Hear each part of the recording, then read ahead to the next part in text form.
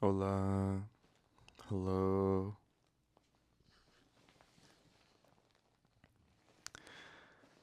Thank you for joining me here for a reading from the Handbook, the Handbook of Research on Teachers of Color and Indigenous Teachers. We continue with Chapter 26. On page 353 from the Handbook, we continue with Chapter 26 thanks to Professors Deena Khalil at Howard University,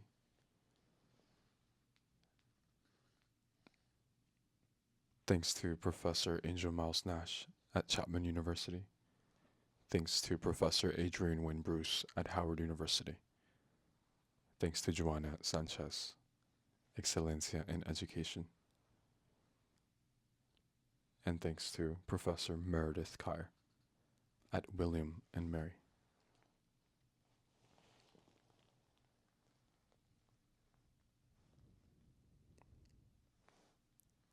Thank you, authors, for Chapter 26, titled E-Communities, How an HBCU Research Practice Partnerships, Community Cultural Wealth, Galvanized, Minoritized Students' Access to STEM Spaces.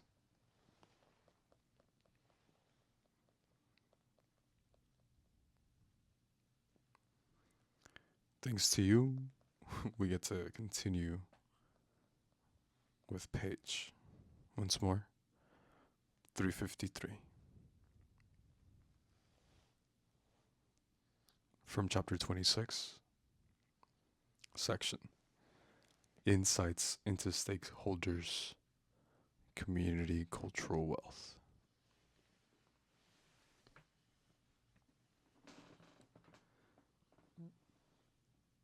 During this time,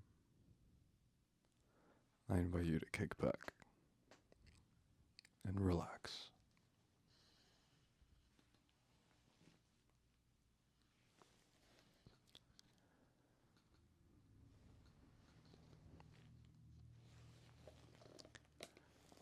Our conversations with stakeholders in e-communities highlight the potential for HBCU-driven research participatory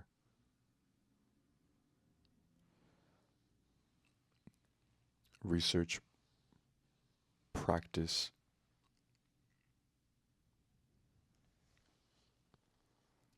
research practitioner partnerships.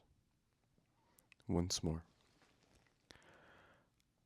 our conversations with stakeholders in e-communities highlight the potential for HBCU-driven research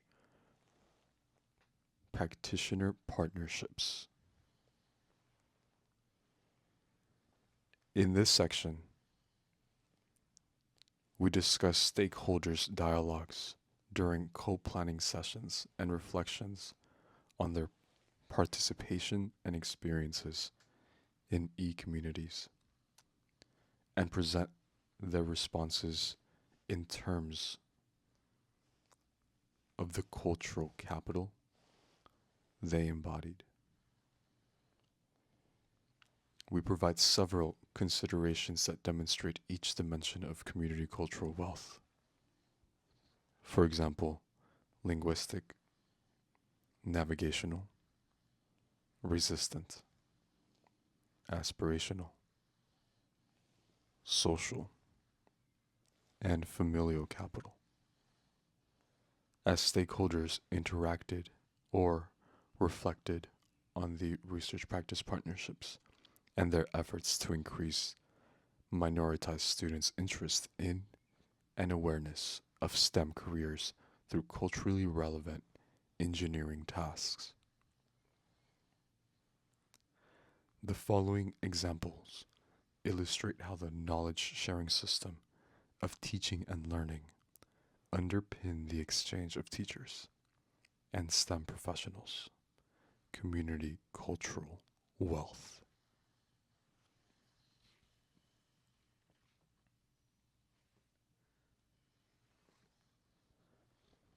Next subsection, linguistic capital.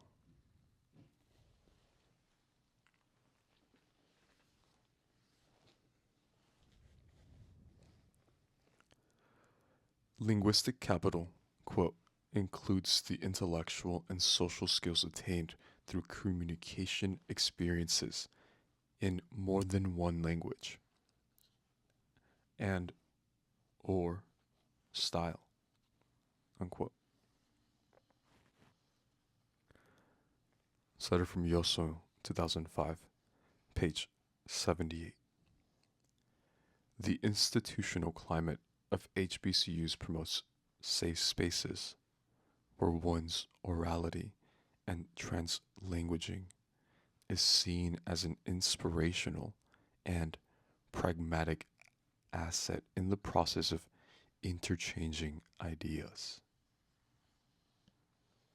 Indeed, these aspects of linguistic capital drove e-communities' race-conscious recruitment of STEM professionals of color who shared stories of their academic and career journeys. This resulted in meaningful exchanges between stakeholders in ways that inform their work and students' STEM identity.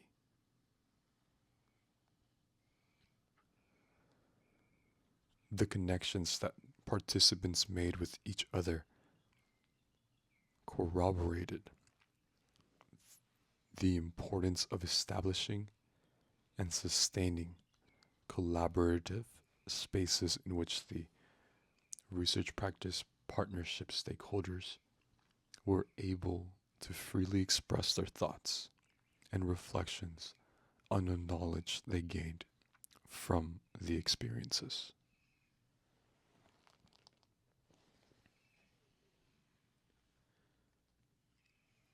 Following his first face-to-face collaborative workshop session in which HBCU teacher educators, STEM discipline teachers, and engineers co-designed projects, Benjamin, a black 7th grade mathematics teacher, was moved to describe what his collaborative session with Devin, a black production engineer, meant to him.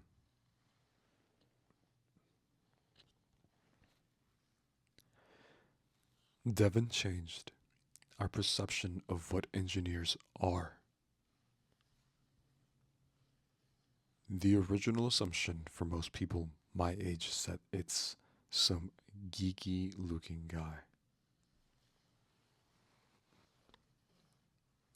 So, I never imagined an engineer being a young, cool kind of guy like him.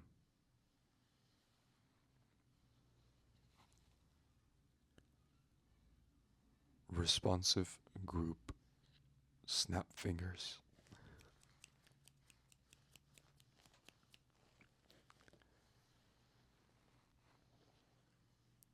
And now,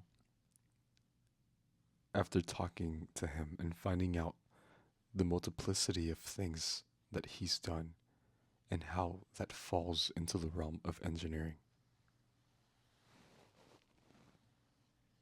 we tend to give our kids what we know.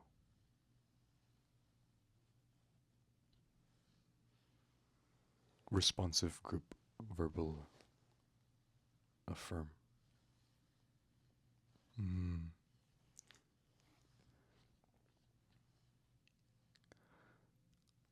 So,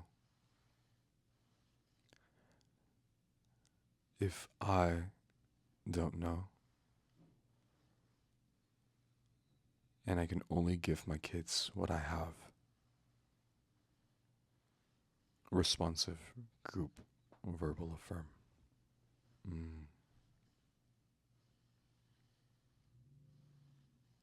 I mean, real is real. What he knows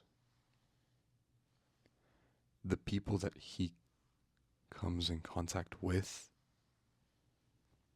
the things he does, and have all that fall in the realm of engineering.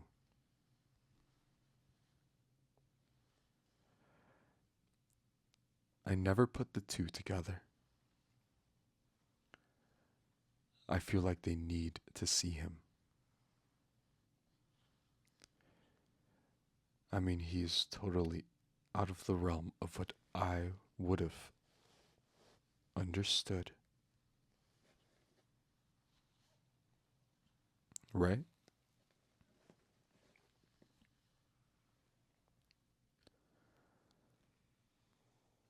Hmm.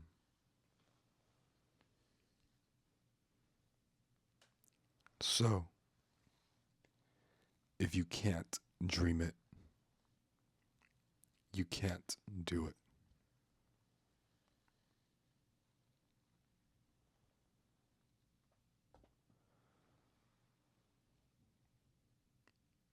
Okay. So they got to see that it's a lot more to this than we have any idea of. By hook or crook, I got to get him to my school.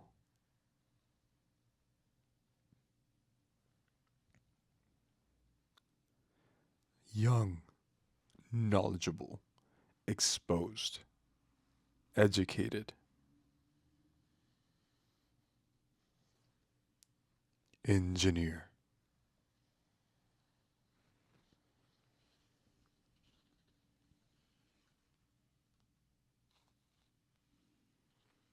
Benjamin, a second career teacher approaching retirement, offered his reflection after spending 4 hours with Devon. Benjamin's tonal san- Benjamin's tonal semantics and his use of call and response conveyed how the face-to-face interaction mattered to him and other teachers, as it countered the stereotypical narrative regarding who could or could not be an engineer. The signification and narrative sequencing of the last few words communicated his excitement around introducing Devon to his students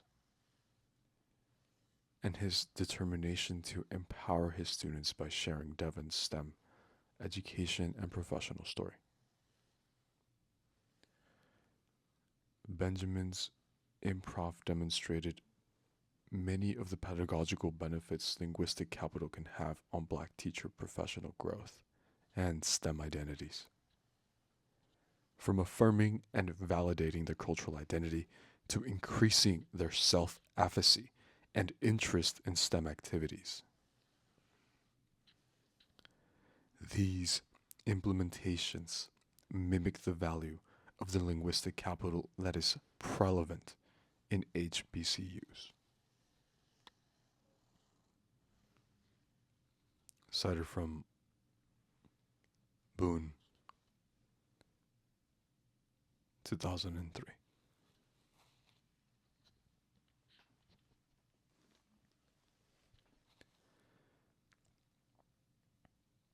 Teachers and STEM professionals demonstrated linguistic capital by connecting to the students through various mediums of communication. For example, using Snapchat to explain learning materials in 10 seconds, expressing human genome, explaining human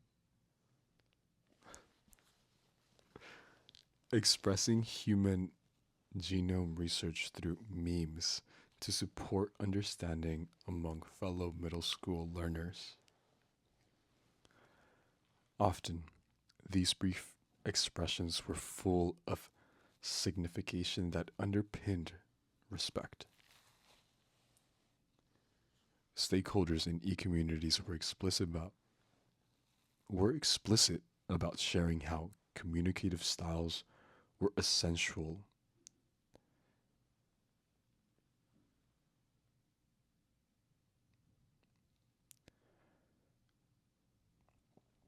Stakeholders. Stakeholders in e-communities were explicit about sharing how communicative styles were essential intellectual and social skills that could help them further student engagement. For example, Roberta, a Filipino science teacher, described how the sixth grade team decided to frame Black Lives Matter conversation as an opportunity to discuss the importance of effectively communicating when building other students, when building others' awareness of racialized social justice issues that were critical to their lives. For example, advocating for those in need, being heard. Last year, the famous line was Black Lives Matter. One of the sixth grade teams discussed how and why this is happening. So, one of the mathematics teachers turned it around into a lesson. Quote, how are you communicating about it? Unquote. One way is putting it into perspective of, quote, I think, hope that things will get better in time, unquote. But not everybody understands it that way. Another way is hoping to, at least if you touch one or two people, to at least have that consciousness.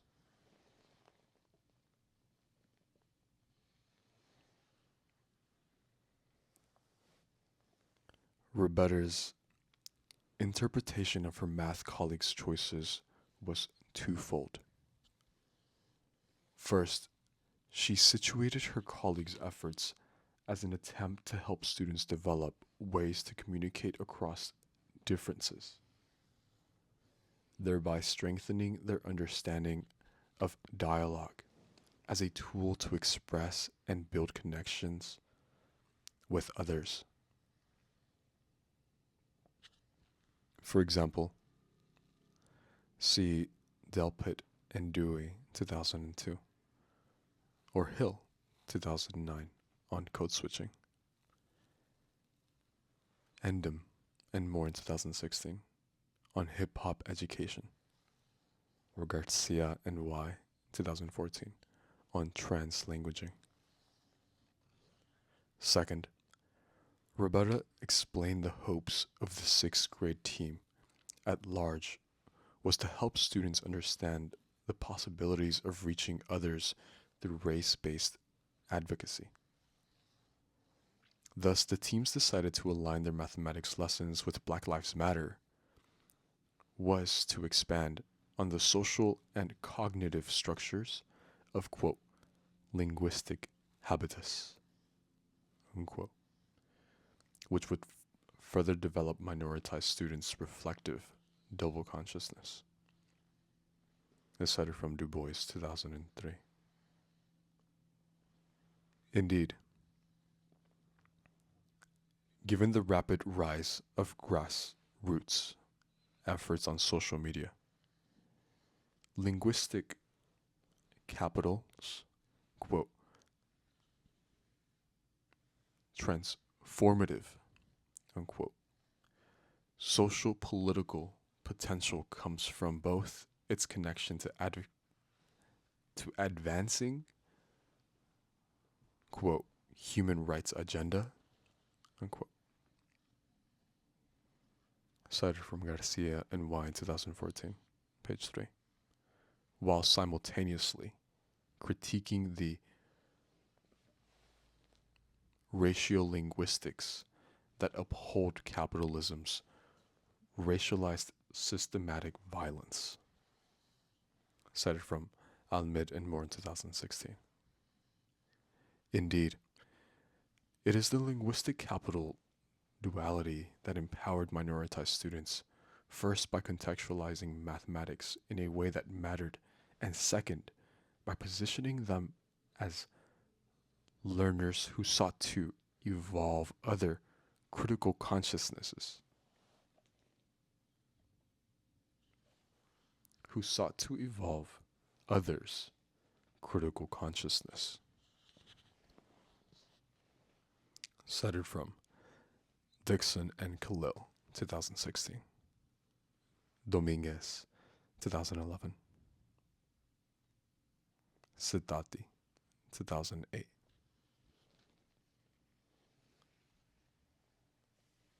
In e-communities, the shared linguistic capital among minoritized teachers, students, and STEM professionals was often exhibited in tandem with the navigational capital,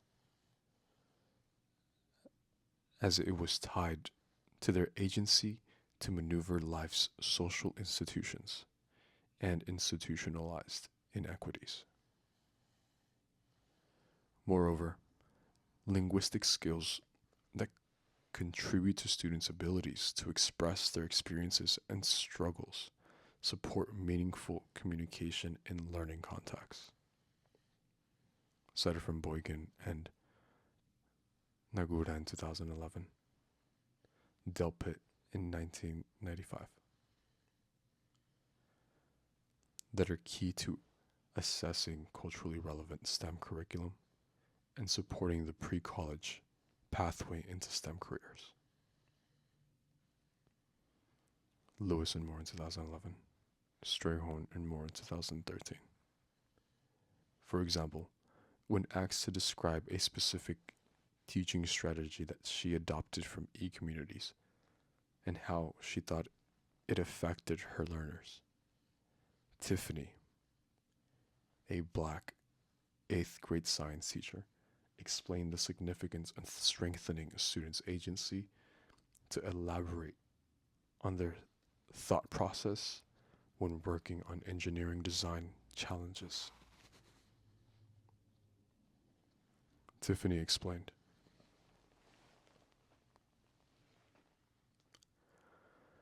students were exposed to some science phenomena, then modeled it, explained their thinking, and then went back to revisit the model as we learned more content so they could make modifications as they expand their learning. So when it comes to every rubric that I would give now, the prompt had a specific area for modification and iteration. So they're going through, they have to keep track of, quote, what do I try? Did it work? If it didn't work, how do I go back and fix it? So, having them keep track of that solidifies their track of learning, keeping them to record that. So, having them keep track of that solidifies their track of learning, helps them to record that, and then helps them make connections about where they are, where they are going, where they need to get to, and then what they've learned.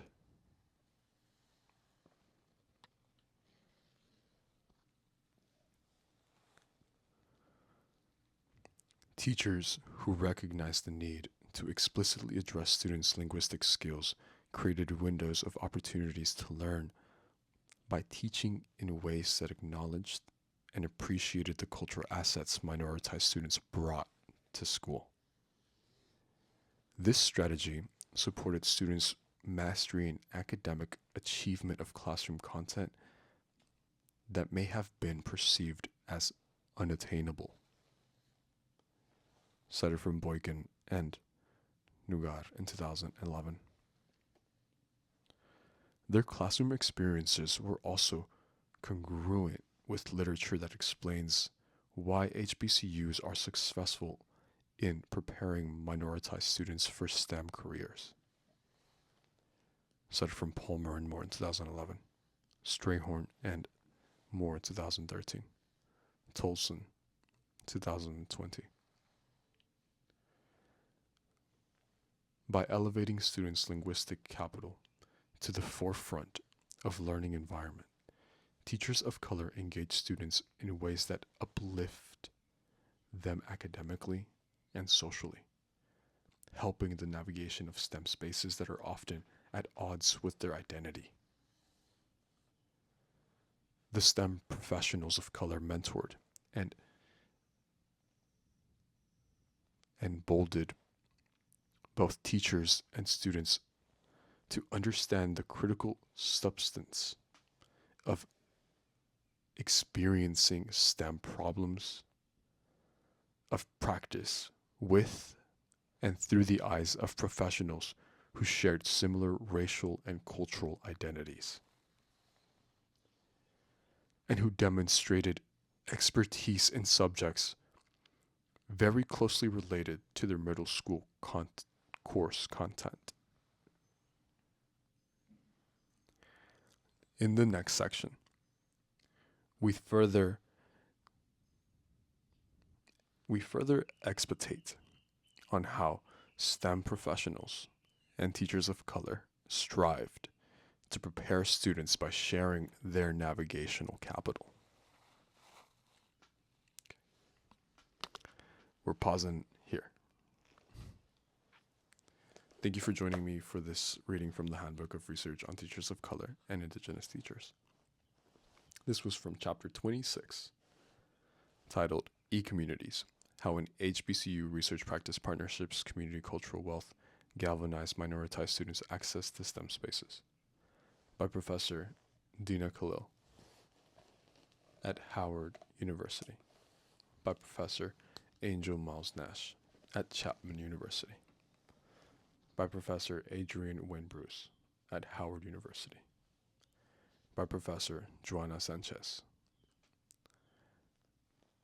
at Excelencia in Education, and by Professor Meredith Kier at William and Mary.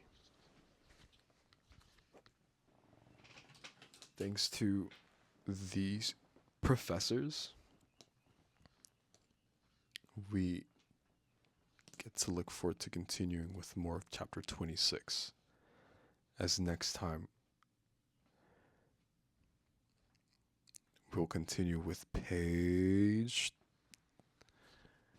355 and the subsection, drumroll,